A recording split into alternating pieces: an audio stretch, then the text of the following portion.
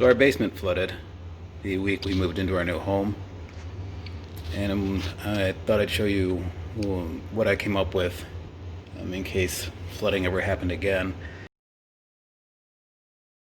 So all our stuff was down here. We had to throw all sorts of stuff out. This is where the movers piled everything, and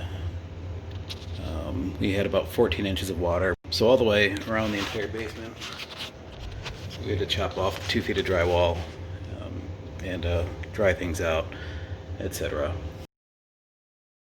So instead of just drywalling it again, even though I plan to put in a backflow preventer, I've already done some French drainage. I'm still a little nervous that we may end up with some water. You know, backflow preventers, one of our neighbors has one, and they flooded too during that event. So those things fail. So this is just to give me a little bit of hope that we don't have to go through this again. So the first thing is that instead of replacing the molding with wood molding, I'm using a PVC molding. So I can just pull that off, clean it off, let it dry. And also leaves a gap below the drywall. So if there's just an inch or two of water, I don't even have to do anything with the drywall.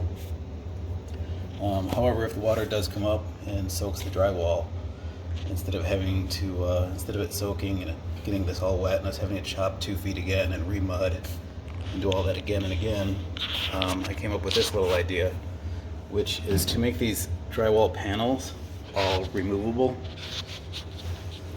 And I'm using this little bumper of trim as kind of a holder. The drywall, there's a lip, it just slips back there. And then on the bottom, I thought about putting a bracket, but I think because it's only an 18-inch tall, it's not a full sheet of drywall. I think honestly just resting it on screws that are at just the perfect height. I used a little jig and went around the basement and dropped a screw in each of the studs. And that's just something to rest the drywall on.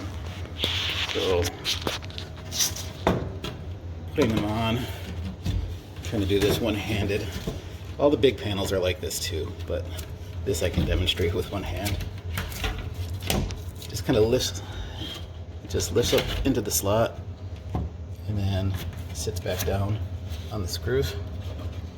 And I'll do that with this piece too.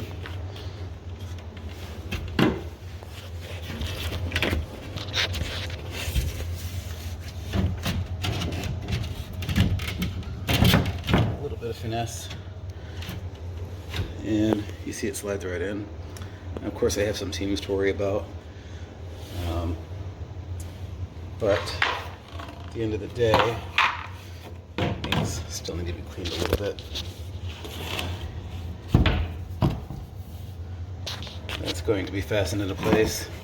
This will be fastened into place. We have some seams here.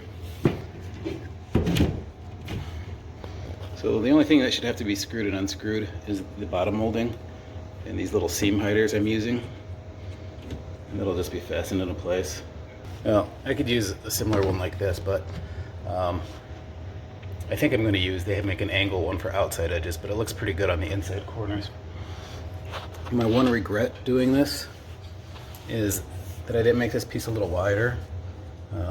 Over near the outlets, where the outlet is attached to a stud on one side, on the other side, this would just be hanging. There's no wood stud to screw this to, so it would be detached.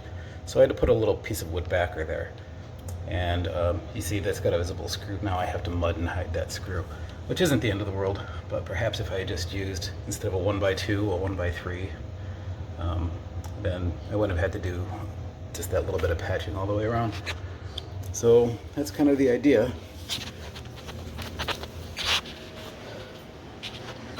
And that's what the basement looks like now. You know, it's not perfect. There are little flaws that I certainly wouldn't do this in a main living space, but you know, over here is going to be my mad scientist laboratory where I build stuff, and then our little gym and some storage over here. So take it or leave it. It's just an idea.